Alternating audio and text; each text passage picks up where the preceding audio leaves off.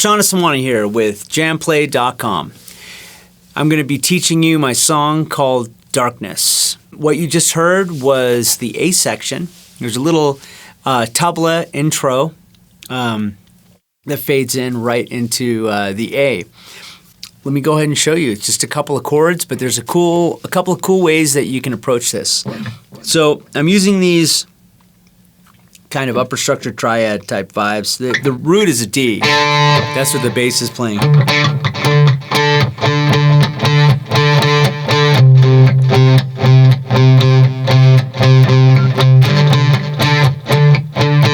Okay, and the chords that I use this sus chord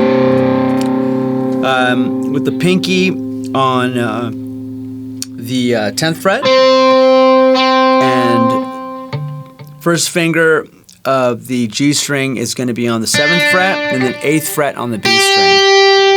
And then I go to this chord, kind of a minor 11 type of sound. If you play the D,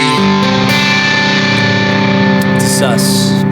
Again, I use a lot of sus chords. I like to keep the third out of it, you know, out of the mix. That way I can use a major or minor third.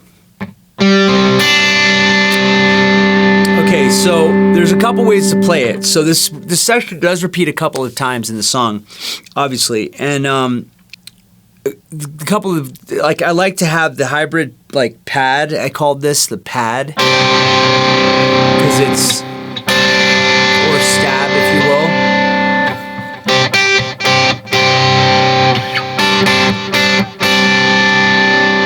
And this is where all the pick and both fingers are playing simultaneously, no arpeggiation. The other way I have a layer over this, is to have kind of a 3/4 vibe. So it's 1, 2, 3, 4.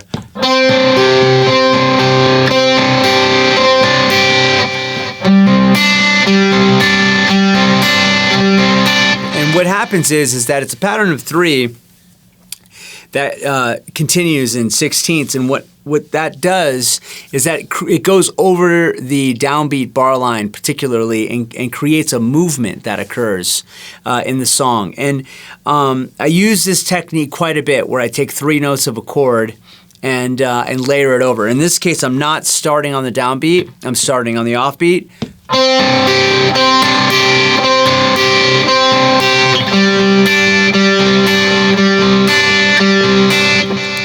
And that way, there's a movement that continues with the, you know, chords starting on the downbeat, you know, like the pads can get very downbeatish if there's no other parts that are happening in the movement. So these are a couple of easy kind of techniques that you can apply to any of your chord progressions that I've just shown you for this A section. Let's move on to the B section of the song, Darkness.